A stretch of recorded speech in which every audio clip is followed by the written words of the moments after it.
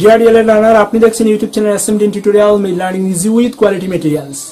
NIOS DLL সংক্রান্ত সমস্ত ধরনের সাহায্য আপনারা এই চ্যানেল থেকে পাবেন সম্পূর্ণ বাংলাতে।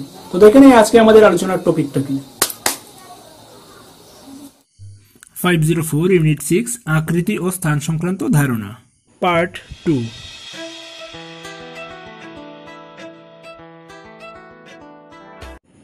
পার্ট 1 এ আমরা সংজ্ঞাহীন শব্দ, মৌলিক চিত্র, সমতলিক বদ্ধচিত্র, ত্রিভুজ, এই ত্রিভুজের প্রকারভেদ এইগুলো দেখেছিলাম।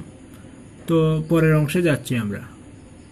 55 পেজে রয়েছে ট্রাপিজিয়াম, অর্থাৎ চতুর্ভুজের শ্রেণীবিভাগের মধ্যে রয়েছে এক ধরনের চতুর্ভুজ হচ্ছে ট্রাপিজিয়াম। তো ট্রাপিজিয়াম কখন বলবো? যে চতুর্ভুজের এক জোড়া বিপরীত বাহু পরস্পর সমান্তরাল তাকে ট্রাপিজিয়াম বলে। এই যে দেখুন ABCD একটা ট্রাপিজিয়াম দেওয়া আছে, এক জোড়া বিপরীত বাহু সমান্তরাল, মানে AB যে সাইডটা এবং CD যে সাইডটা ওই দুটো কিন্তু সমান্তরাল, আর AD আর BC যে সাইডগুলো এগুলো কিন্তু সমান্তরাল নয়। সমান্তরাল মানে কি? সমান্তরাল মানে হচ্ছে দুটো সাইডের দূরত্ব সব সময় সমান থাকবে, তাহলে সেটা হচ্ছে সমান্তরাল। তো এখানে AB এবং CD এর দূরত্ব সবসময় সমান, মানে AB এবং CD দুটো সাইড হচ্ছে সমান্তরাল, কিন্তু AD এবং BC যে সাইড দুটো সেগুলো সমান্তরাল নয়। তো এমন শেপকে বলা হচ্ছে ট্রাপিজিয়াম। সামান্তরিক কি? যে চতুর্ভুজের বিপরীত বাহুগুলি পরস্পর সমান্তরাল তাদের সামান্তরিক বলে। তো এখানে যে ছবিটা, এই যে দেখুন এ দিয়েছে, এ দেওয়া উচিত ছিল না, যাই হোক। তো সেটাকে যদি আমরা রিনেম করে দিই, AB এবং CD দেওয়া আছে। তো AB যে সাইডটা রয়েছে এবং CD যে সাইডটা রয়েছে সেই দুটো কিন্তু সমান্তরাল। আবার অন্যদিকে AD যে সাইডটা রয়েছে এবং BC যে সাইডটা রয়েছে এই দুটো সাইডও কিন্তু সমান্তরাল। অতএব কি হলো? বিপরীত বাহুগুলি সবটাই সমান্তরাল। এই ধরনের শেপকে বা এই ধরনের চতুর্ভুজকে বলা হচ্ছে সামান্তরিক। চতুর্ভুজ মানে কি? চতুর্ভুজ মানে হচ্ছে চারটা ভুজ দিয়ে গঠিত বদ্ধ সমতলিক চিত্র, মানে চারটা বাহু দিয়ে গঠিত বদ্ধ সমতলিক চিত্র, সেটাকে বলা হচ্ছে চতুর্ভুজ। চতুর্ভুজ বিভিন্ন ধরনের। এক প্রকার পেলাম যে আমরা ট্রাপিজিয়াম, যার দুটি বাহু পরস্পর সমান্তরাল। আর সামান্তরিক পেলাম কি? যার সবটি বাহু পরস্পর সমান্তরাল, মানে সবটি বাহু বলতে সবটি না, মানে হচ্ছে কি দুজোড়া বিপরীত বাহু পরস্পর সমান্তরাল, সেটা হচ্ছে সামান্তরিক। তারপর পাবো আয়তক্ষেত্র। যে চতুর্ভুজের চারটি কোণই সমকোণ তা হলো আয়তক্ষেত্র। তো এই যে চতুর্ভুজ দেখতে পাচ্ছি, চতুর্ভুজের চারটি কোণ, অর্থাৎ কোণ A, কোণ B, কোণ C, কোণ D এগুলো সবটাই সমকোণ, মানে 90 ডিগ্রি। তো এই ধরনের চতুর্ভুজকে বলা হচ্ছে আয়তক্ষেত্র। তারপর আমরা পাবো হচ্ছে গিয়ে রম্বস। যে চতুর্ভুজের চারটি বাহু সমান তা হলো রম্বস। বর্গক্ষেত্র। যে চতুর্ভুজের চারটি বাহু সমান এবং প্রতিটি কোণ সমকোণ তা হলো বর্গক্ষেত্র। তো আশা করি বুঝে গেছি। তো এগুলোর ছবিও দেওয়া আছে। আচ্ছা, রম্বসটা এখানে দেওয়া নেই অ্যাকচুয়ালি। তো এই যে আয়তক্ষেত্র না, সামান্তরিক যেটা, ওইটাকে যদি আমি জাস্ট ছোটো করি, সামান্তরিকের কী হলো? AB আর CD সাইড সমান, আবার AD এবং BC সাইড সমান, কিন্তু যে আমি সমান করে দিই, মানে AB সমান সমান BC, আবার BC সমান সমান CD, CD সমান সমান AD হয়ে যায়, তাহলে এই ধরনের শেপকে বলা হবে রম্বস। আর বর্গক্ষেত্র এখানে কিন্তু দেয়া আছে, এই যে এটার সবটা বাহু সমান এবং প্রত্যেকটা কোণ 90 ডিগ্রি বা সমকোণ। তো এমন শেপকে বলা হচ্ছে বর্গক্ষেত্র। তো চতুর্ভুজ সম্পর্কে একটা চার্ট দেওয়া আছে, ফ্লো চার্টের মাধ্যমে দেখিয়ে দিয়েছে। চতুর্ভুজে যদি বিপরীত বাহু জোড়া সমান্তরাল হয়, অর্থাৎ এক জোড়া বিপরীত বাহু সমান্তরাল হয়, তাদেরকে বলা হচ্ছে ট্রাপিজিয়াম। আবার ট্রাপিজিয়ামের যদি অপর জোড়া বাহু সমান্তরাল, অর্থাৎ আগে এক জোড়া ছিল এখন আরেক জোড়া হচ্ছে, মানে দুই জোড়াই বাহু সমান্তরাল হয় যে চতুর্ভুজে, সেটা হচ্ছে সামান্তরিক। আর সামান্তরিকের ক্ষেত্রে যে একটি কোণ সমকোণ, একটি কোণ সমকোণ মানে কি সবটাই সমকোণ হয়ে যাবে, তাহলে সেটা হচ্ছে আয়তক্ষেত্র। আবার সামান্তরিকের যদি এক জোড়া সন্নিহিত বাহু দৈর্ঘ্যে সমান হয়, সামান্তরিক থাকলো কিন্তু যদি বাহু সবটা সমান হয়ে যায়, তাহলে সেটাকে হচ্ছে রম্বস।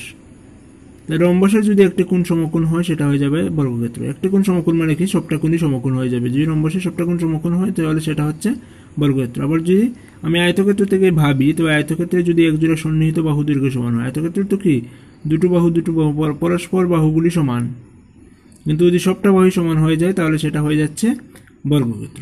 তো কি দেখলাম? চতুর্ভুজ থেকে আমরা ট্রাপিজিয়াম পেলাম যদি এক জোড়া বাহু সমান্তরাল হয়, ট্রাপিজিয়াম থেকে সামান্তরিক পেলাম যদি দুই জোড়া বাহু সমান্তরাল হয়, সামান্তরিক থেকে আয়তক্ষেত্র পেলাম যদি একটি কোণ সমকোণ হয়।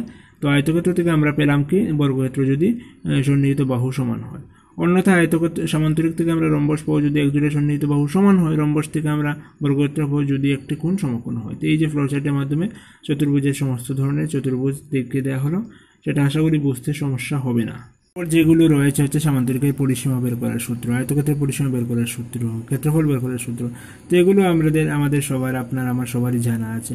তো যদিও দেখে নিতে হয় তাহলে ম্যাটেরিয়ালটি ডাউনলোড করবেন, দেখে নেবেন। সেগুলো আলোচনা করছি না, সেগুলো পরীক্ষায় মানে আসতে পারে, আসবে না এমন না, কিন্তু আসতে পারে। তো ক্ষেত্রফল মানে কি? ক্ষেত্রফল মানে হচ্ছে দৈর্ঘ্য ইন্টু প্রস্থ, সপ্তাহের ক্ষেত্রে বেসিকই থাকছে। আর হচ্ছে পরিসীমা মানে কি? দৈর্ঘ্য প্লাস প্রস্থ। এটা হচ্ছে গিয়ে বেসিক যে জ্ঞান সেটা। মানে পরিসীমা মানে হচ্ছে সাইড সবটার যোগফল, আর ক্ষেত্রফল মানে হচ্ছে দৈর্ঘ্য প্রস্থের গুণফল। এই হচ্ছে গিয়ে ব্যাপার। তো পরিসীমা হচ্ছে গিয়ে কি? সাইড সবটার যোগফল। তো যেহেতু বর্গক্ষেত্রের প্রত্যেকটা সাইডই সমান, তো তার পরিসীমা হবে 4 ইন্টু একটি বাহুর দৈর্ঘ্য। তারপর আমরা পেলাম বৃত্ত। তো বৃত্ত কি? বৃত্ত হলো একটি তলে অনেক বিন্দুর সমষ্টি, যাতে সেই তলের একটি বিন্দু নির্দিষ্ট বিন্দু থেকে সমদূরত্বে অবস্থান করে। আচ্ছা, বৃত্ত হলো কি? একটি তলে অনেকগুলো বিন্দুর সমষ্টি, যা একটি নির্দিষ্ট বিন্দু থেকে সমদূরত্বে অবস্থিত। বা ওই যে কার্ভ লাইনটা ড্র করলাম, ওইটা থেকে কিন্তু একটি নির্দিষ্ট বিন্দুর দূরত্ব সবটা সমান হবে।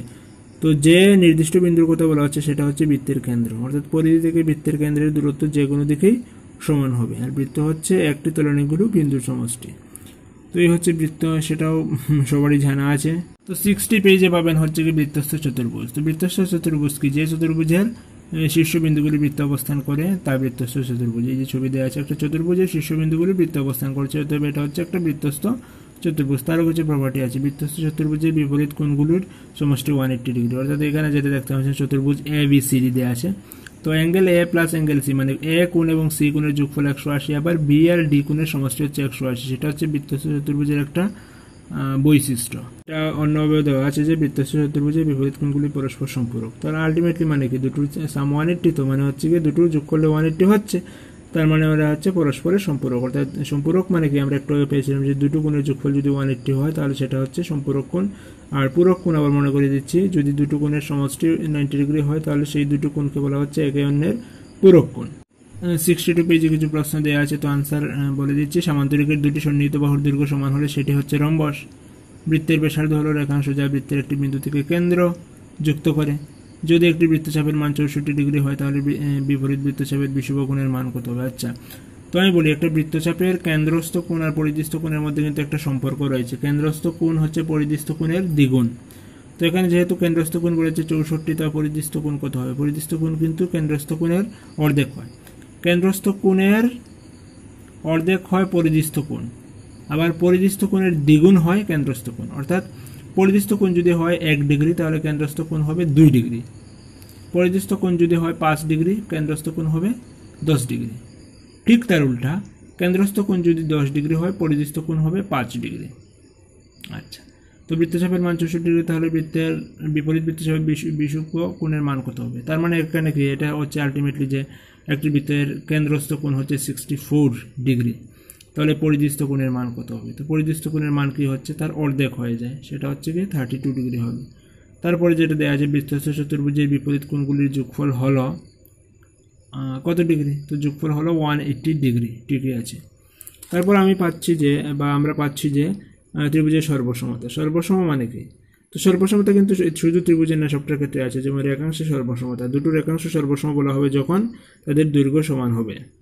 তো ত্রিভুজের ক্ষেত্রে সর্বসমতার কিছু রুল আছে। যদি দুটি ত্রিভুজের দুটো সাইড এবং একটি কোণ সমান হয় তাহলে সর্বসম বলা হয়। একে বলা হয় SAS শর্ত, মানে সাইড অ্যাঙ্গেল সাইড শর্ত।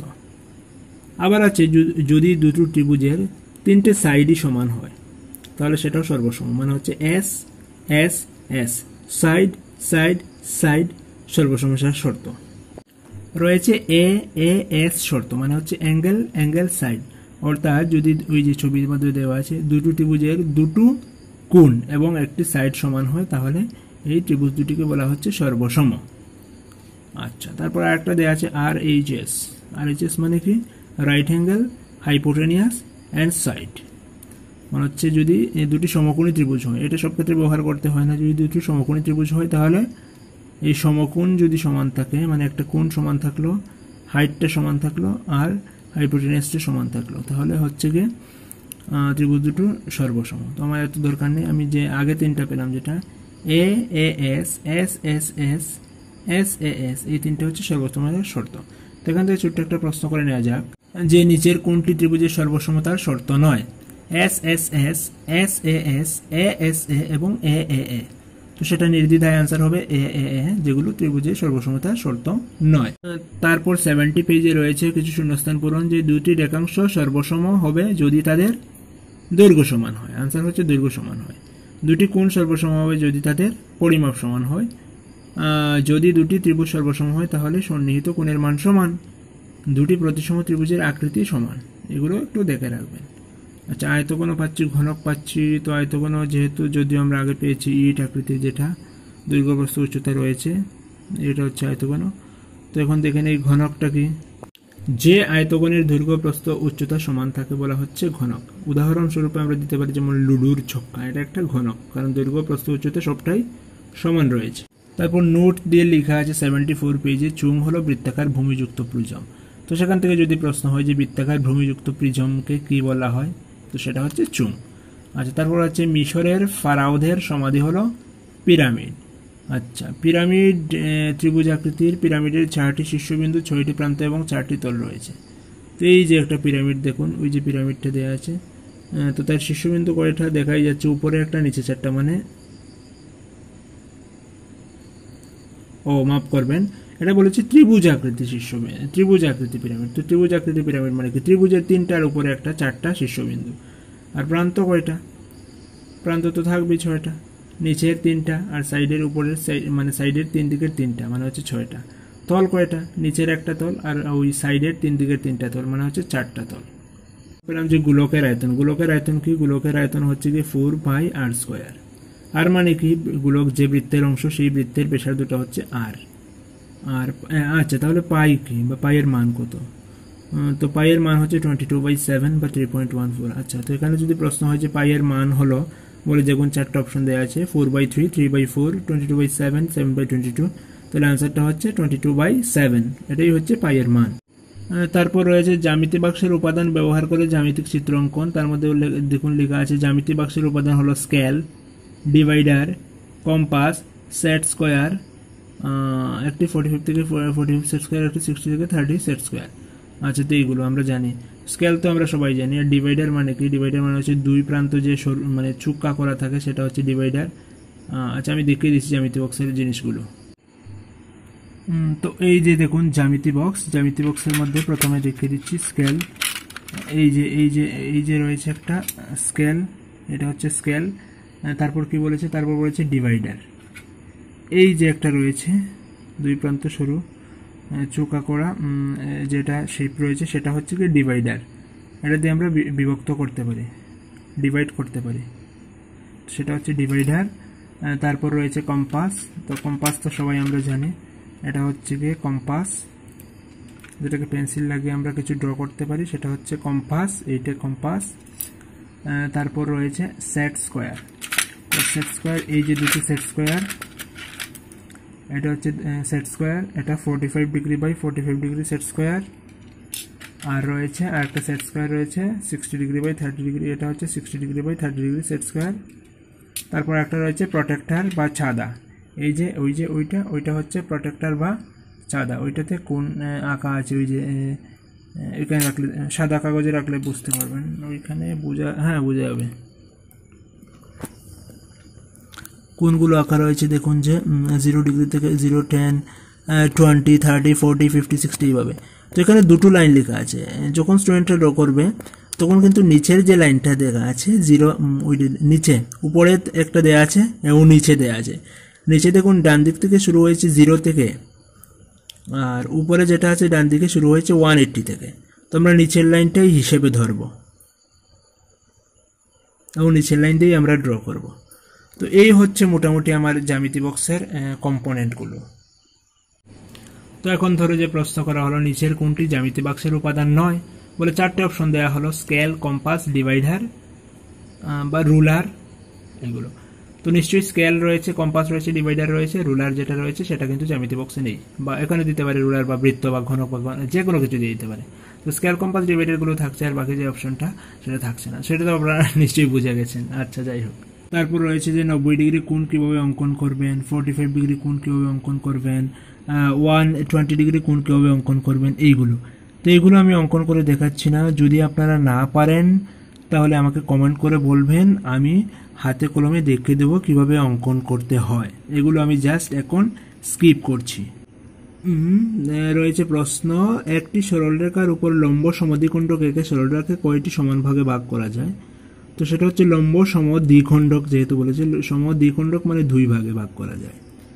তারপর দেওয়া আছে যে লম্ব সমদ্বিখণ্ডক এঁকে একটি সরলরেখাকে কি নিচের ভাগে ভাগ করা সম্ভব? মানে লম্ব সমদ্বিখণ্ডক অঙ্কন করে আমি নিচে যেগুলো দেওয়া আছে সবটাকে ভাগ করতে পারবো। প্রথমে দেওয়া আছে 4 ভাগে, 8 ভাগে, 12 ভাগে। তো হ্যাঁ, আমি 4 ভাগে ভাগ করতে পারবো, 8 ভাগে ভাগ করতে পারবো, 16 ভাগে ভাগ করতে পারবো, কিন্তু 12 ভাগে ভাগ করতে পারবো না। মানে কি, সমদ্বিখণ্ডক মানে 2 2 করে বাড়বে। মানে প্রথমে আমি 2 ভাগ করলাম, 2 ভাগকে যদি আরো 2 ভাগ করি তাহলে 4 ভাগ হয়ে যাবে। ওইটাকে আরো 2 ভাগ করলে 8 ভাগ হয়ে যাবে। ওইটাকে আরো 2 ভাগ করলে 16 ভাগ হয়ে যাবে। অর্থাৎ 2 দুগুণে 4 ভাগ, 4 দুগুণে 8 ভাগ, 8 দুগুণে 16 ভাগ, 16 দুগুণে 32 ভাগ। এইভাবে লম্ব সমদ্বিখণ্ডক অঙ্কন করে ভাগ করা যায়। কিন্তু এখানে 12 যেটা আসছে, 12 ভাগে আমরা ভাগ করতে পারবো না, তো সেটা সম্ভব নয়। তারপর রইল নিচের কোন শর্তগুলি উল্লেখ না থাকলে চতুর্ভুজ অঙ্কন সম্ভব? 4টি বাহুর মাপ, রম্বসের 2টি কোণের মাপ, 2টি কোণের মাপ ও 3টি বাহুর মাপ, সামান্তরিকের 2টি সন্নিহিত বাহুর দৈর্ঘ্য এবং যে কোনো একটি কোণের মাপ। হ্যাঁ, 4টি বাহুর মাপ যদি দেওয়া থাকে তাহলে সেখান থেকে কিন্তু আমরা চতুর্ভুজ অঙ্কন করতে পারবো না। রম্বসের 2টি কোণের মাপ দেওয়া থাকলে সেখান থেকে চতুর্ভুজ অঙ্কন করা যাবে। 2টি কোণের মাপ এবং 3টি বাহুর মাপ দেওয়া থাকলেও চতুর্ভুজ অঙ্কন করা যাবে না। সামান্তরিকের 2টি সন্নিহিত বাহুর দৈর্ঘ্য এবং যে কোনো একটি কোণের মাপ দেওয়া থাকলেও চতুর্ভুজ অঙ্কন করা যাবে। তো এই ছিল আমার আজকের আয়োজন। সবটা শেষ হয়নি, কিছুটা বাকি রয়েছে, যেটা আমি বললাম যে স্কিপ করলাম। প্রয়োজনে আপনারা বললে সেটাও আমি দিয়ে দেব। আদারওয়াইজ ইউনিট 6টা ওইখানেই শেষ হচ্ছে। পরবর্তীতে আপনারা ইউনিট 7 পেয়ে যাবেন সেইভাবে আলোচনা, এবং আগের যে ইউনিটগুলো 1 2 3 4 5 সবটাই আলোচনা দেওয়া আছে। যদি আপনার প্রয়োজন মনে পড়ে, যদি ভালো লাগে, অবশ্যই এগুলো দেখে নেবেন। অবশ্যই সেটা আপনার উপকারে চলে আসবে। যদি কোনো সমস্যা থাকে, যদি কোনো কিছু জিজ্ঞাসার থাকে বা কিছু সাজেশন দেওয়ার থাকে, তাহলে অবশ্যই কমেন্ট বক্সে কমেন্ট করবেন। ভালো লাগলে লাইক করবেন, ভালো না লাগলে ডিসলাইক করবেন। আর চ্যানেলটাকে যদি সাবস্ক্রাইব করে না রাখেন, সাবস্ক্রাইব করে বেল আইকন আনএবল করে রাখবেন, তাহলে আপনি কোনো ভিডিও মিস করবেন না। সবটি দেখতে থাকুন, সঙ্গে থাকুন। ধন্যবাদ।